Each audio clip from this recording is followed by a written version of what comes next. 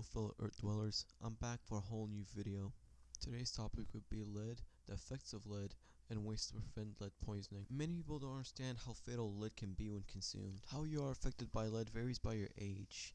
Some symptoms due to lead exposure on children may include development delays, learning difficulties, irritability, loss of appetite, and vomiting. The symptoms towards adults include high blood pressure, joint and muscle pain, headaches, abdominal pain, and more. The risk of getting lead poisoning is higher when living in a home that was built before the 1970s.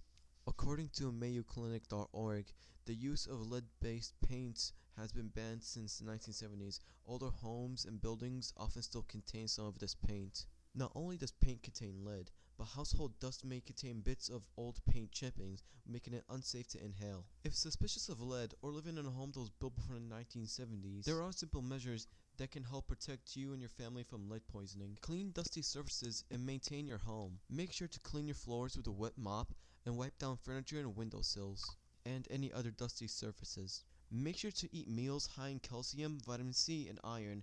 These nutrients help prevent lead from being absorbed. The best way to prevent lead poisoning is to get a checkup and removal. According to ImproveNet.com, lead testing costs an average of $300. Lead removal costs may vary considerably based on a wide range of factors, but they are usually range from $1,006 to $2,666, or an average of $1,836.